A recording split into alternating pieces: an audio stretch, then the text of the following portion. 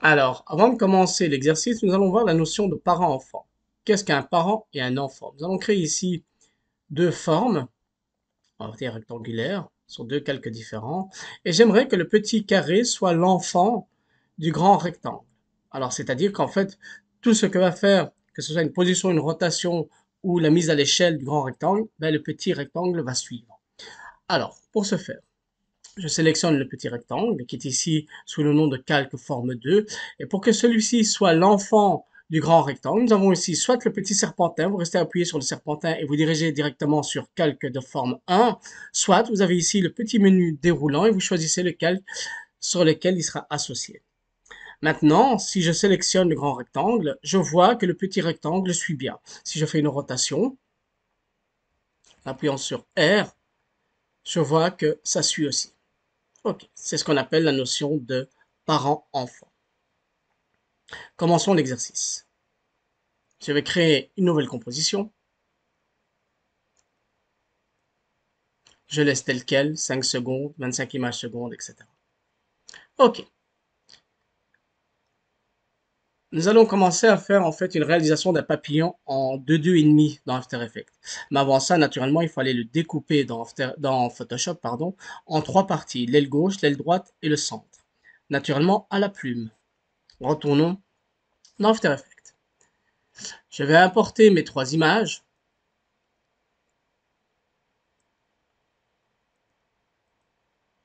que j'ai déjà découpées au préalable. Ok, nous allons les mettre dans la composition. Donc, on sélectionne les trois images et on les met simplement dans la composition. Ok, nous avons ceci. Trois images découpées. Ok. Si par malheur, vous n'avez pas le point de pivot, c'est la petite cible qui est au centre. Si vous n'avez pas vraiment au centre, vous cliquez deux fois sur le calque. Et ici, nous avons la fenêtre calque. Et ici, vous pouvez maintenant déplacer le point de pivot où vous voulez. Ok, nous retournons dans la composition. Cliquez sur composition. Et nous allons créer maintenant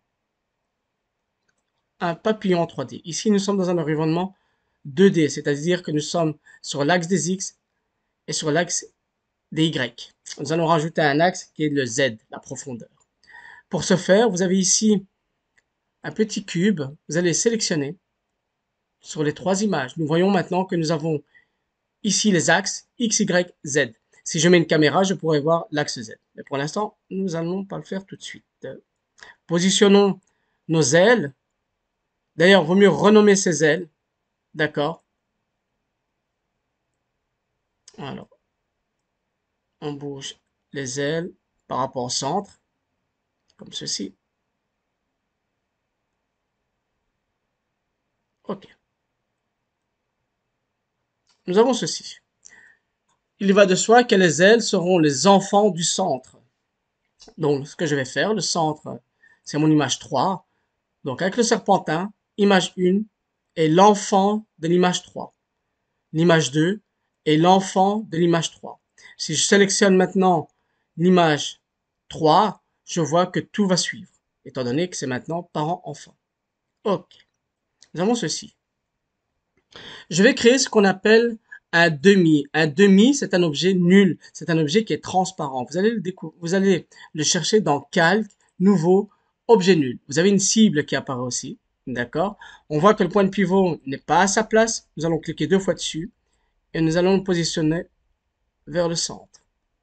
Ne pas oublier de le passer aussi dans un environnement 3D en activant le cube. On va le réduire et on va le positionner par exemple. Nous allons le positionner. Ouais, on va le positionner ici. Quelque part ici. Ok. Nous allons le mettre ici, entre l'aile et le corps du papillon. Ok. Ce que je vais faire, c'est que je vais refaire parent-enfant de l'aile 1 par rapport à mon demi, c'est-à-dire à mon objet nul. Maintenant, il n'est plus associé au centre, mais il est associé à l'objet nul. Et ce sera l'objet nul qui sera l'enfant de mon image 3, c'est-à-dire du centre. D'accord? Alors, nous allons faire pareil de l'autre côté. Nous allons créer un objet nul Nous allons le déplacer. Nous allons repositionner son point pivot. Nous retournons dans les compositions. Nous allons diminuer sa taille. Et nous allons venir le positionner ici entre le corps et l'aile. Ne pas oublier de le passer en 3D et de dire que l'aile, c'est l'aile 1. Je m'étais trompé, c'est pas grave. Alors, l'aile 1 est ici, sera associée à l'objet nul 2. Et le 1, naturellement, comme ceci. OK. À partir de maintenant, ce que je vais faire, c'est que je vais manipuler mes objets nuls et non le papillon en lui-même. Nous allons créer une caméra. Donc, calque, nouveau, caméra. Nous allons faire en 35 mm. On active la profondeur de champ. OK. Nous allons passer maintenant dans un environnement 3D. Vous avez ici une petite fenêtre, une vue. Vous allez mettre en deux vues. D'accord? Ici, nous allons positionner une vue de dessus. C'est-à-dire que ici, sur la droite, le menu déroulant, vous allez mettre vue de haut. D'accord? Nous avons ceci. Donc, nous avons la caméra qui est représentée par un triangle rouge. Si je manipule cette caméra, je vois bien que je suis bien dans un environnement, on va dire, en 3D, mais c'est de la 2D dans After Effects. OK. Donc, je peux maintenant manipuler ma caméra tout autour de mon papillon. OK. Nous avons ceci. Il faut associer mes objets nuls, donc mes carrés qui sont ici en rouge, par rapport au centre du papillon. Ce que je vais faire, c'est que je vais prendre le serpentin et dire simplement que mon objet nul 2 est l'enfant dans mon image 3, c'est-à-dire du centre. Mon nul 1 est aussi l'enfant dans mon image 3. OK. Si je sélectionne cette image 3, que je fais une rotation raccourci clavier R, et que je manipule ceci, je peux positionner mon papillon comme j'ai envie. OK. Je vais mettre ici en vue de droite pour voir exactement comment positionner mon papillon par rapport à ma caméra. Quelque chose comme ceci. OK, on va laisser comme ça, on remet en vue de haut pour pouvoir manipuler ma caméra. OK. À partir de maintenant, nous allons faire voler ce papillon, c'est-à-dire qu'il faut faire battre les ailes. OK, nous allons prendre un objet nul, d'accord, et nous allons le faire voler. Alors, l'objet nul, c'est par rapport aux rotations aussi. Donc, nous allons faire une rotation des ailes, comme ceci, d'accord. Nous allons faire moins 30, ou non, on va faire plus, on va faire 30 degrés, d'accord. Nous allons naturellement actionner le chronomètre, nous allons aller un peu plus loin, et nous allons mettre moins 30 degrés, c'est-à-dire l'opposé. OK. Ce que je vois maintenant, ça commence à battre. OK. Ce que je vais faire ici, c'est simplement sélectionner mes points, d'accord. CTRL-C, repositionner ma ligne du temps, CTRL-V, sélectionner tous mes points, CTRL-C, on va un peu plus loin, CTRL-V. Est-ce que je vois bien que mon aile commence à bien pivoter sur elle-même? Alors, on peut faire ça jusqu'à la fin. Donc, on resélectionne toutes ces clés. C'est toujours pareil, hein, CTRL-V. Je resélectionne toutes les clés pour aller plus vite. Je repositionne ma ligne du temps. CTRL-V. On va faire ça, CTRL-V, ça va aller plus vite. Voilà, jusqu'à 5 secondes. OK, nous avons ceci pour la première aile. Nous allons faire pareil pour la deuxième aile. Donc, nous allons sélectionner l'objet nul, R.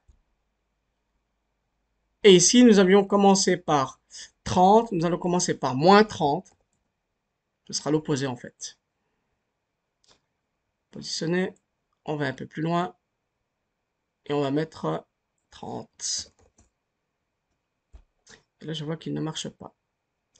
Aurais-je oublié quelque chose? Alors, je regarde mes images. Ouais, mes images, c'est ici. Alors, l'enfant de l'image 2 doit être l'enfant de mon objet nul. OK. Maintenant, ça fonctionne. D'accord? OK, on retourne dans les rotations de l'objet nul. OK, nous avons ceci. Et nous allons simplement refaire la même chose, c'est-à-dire copier Bah, copier les clés simplement. On va regarder pour bien se positionner. Ok, on fait CTRL V. On vient ici, CTRL V. Faites attention à ce que ce soit naturellement.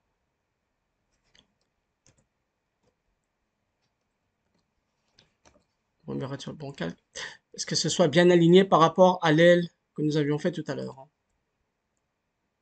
Ah, il y a un problème ici. Regardons, on voit qu'il y a un problème. Alors, quel est le problème? Nous allons effacer ces clés-là. Ok, je recommence. Je resélectionne ces clés. CTRL C. Je vais un peu plus loin. CTRL V.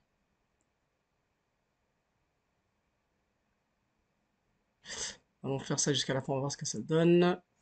CTRL C. CTRL V.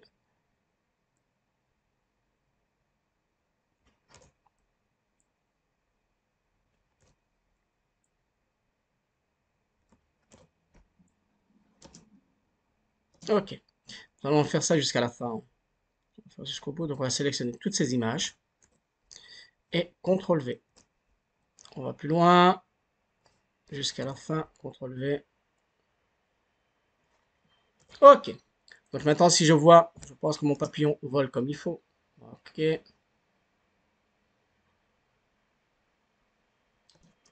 y a un petit décalage ici au début, je ne sais pas pourquoi. Ici. Alors, c'est cette aile-là, je pense.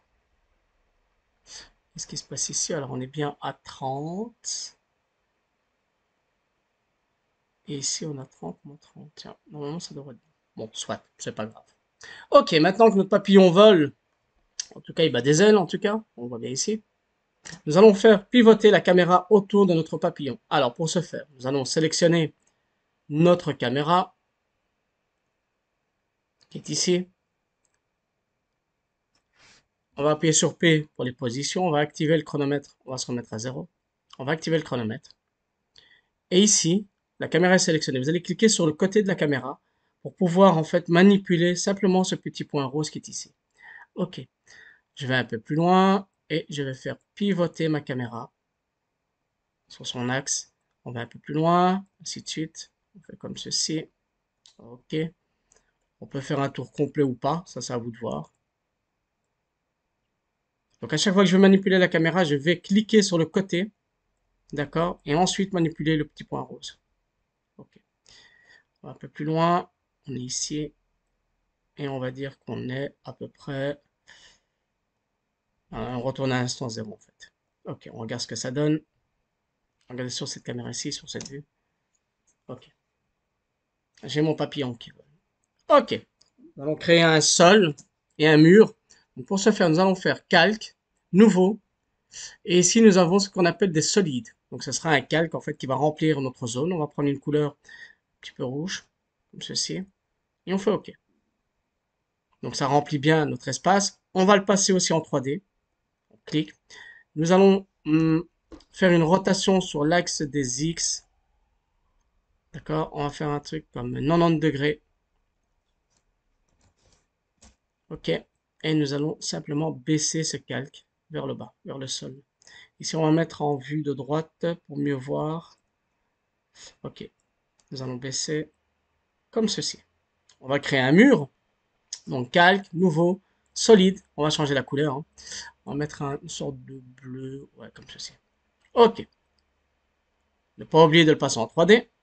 Et celui-ci, simplement, on va le... Ce qu'il est ici. On va le positionner à l'arrière, simplement. Voilà. À un moment donné, on va plus voir, étant donné que la caméra, bah, elle va derrière le calque. OK. OK. On voit que la scène fonctionne. On revient à 0. Nous allons créer une lumière. Donc, nous allons aller dans calque, nouveau, lumière. Nous allons utiliser le concentré. On va utiliser une couleur un peu moins blanche, quelque chose comme ceci. Peut-être un peu plus jaune, une couleur un peu plus chaude. Ok. Ici, projeter une ombre, on va l'activer. Atténuation, on va le mettre lisse. Ok, on laisse tel quel et on fait OK. Nous avons ceci. Si l'intensité n'est pas assez forte, on va augmenter dans les paramètres de toute façon. On peut naturellement... Alors, si on voit pas très bien, ce qu'on peut faire, c'est simplement nouveau calque, lumière, et ici dans concentré, on va utiliser ambiant. On va diminuer l'ambiant, ok, on fait comme ça 30 degrés, 30%, et la scène sera un peu plus éclairée. Ok. Alors, j'ai demandé qu'il y ait une ombre. Ici, on remarque qu'il n'y en a pas. Alors, pourquoi After Effects, par rapport à ça, fonctionne assez bizarrement. Il faut aller dans les calques, en tout cas, des trois parties du papillon. D'accord, je vais sélectionner le premier. Vous ouvrez les paramètres et vous avez ici option de surface. Vous allez activer dans option surface, vous avez ici projeter, donc vous allez dire oui. D'accord. Vous allez faire ça pour les trois parties. On va aller maintenant dans la partie de option de surface.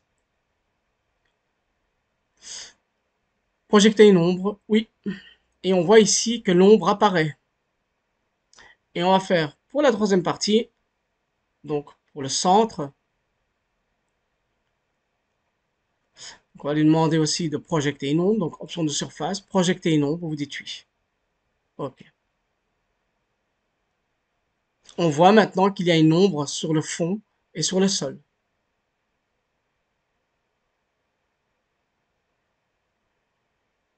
Ok. On va essayer de régler ce problème de caméra qui passe derrière le papillon. Soit on supprime notre caméra, c'est ce qu'on va faire d'ailleurs, ce sera beaucoup plus simple. Ce que je vais faire, c'est supprimer ma caméra et recréer une nouvelle caméra. Alors ma caméra est ici, je vais la supprimer. Ok. On va passer ici en vue de dessus pour mieux voir ce qu'on fait. Donc vue de haut. On va créer une caméra, calque, nouveau, caméra. Ok. On a la caméra, on va positionner, on va appuyer sur P pour les positions, on active le petit chronomètre, on va un peu plus loin. Et ce que je vais faire, c'est que je ne vais pas faire un tour complet. On va faire comme ceci. On va un peu plus loin.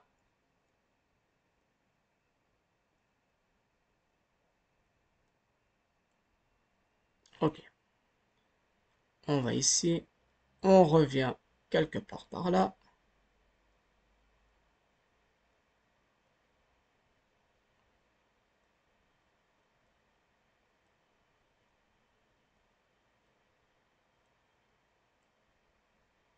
Ok. Et on va revenir à 5. On va revenir au début. Ok, on regarde ce que ça donne. On revient à l'instant 0. Ok. Alors, pour accentuer l'effet de vitesse, nous allons activer l'option flou de bouger, pardon, qui est ici. Le flou de bouger représenté par les trois petits ronds. Vous allez l'activer. Ok. Et à l'intérieur de notre composition, vous avez aussi les trois petits ronds. Vous allez activer tout ça. Sinon, le flou de bouger ne se fera pas. D'accord. Donc ici, on aura l'impression simplement que ça va plus vite car c'est un peu plus flou. On va le laisser calculer.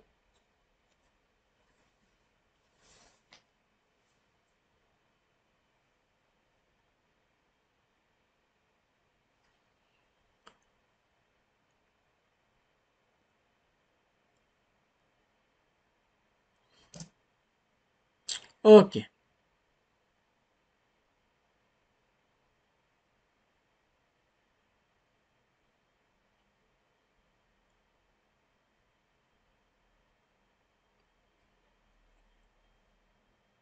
On va le laisser jusqu'à la fin.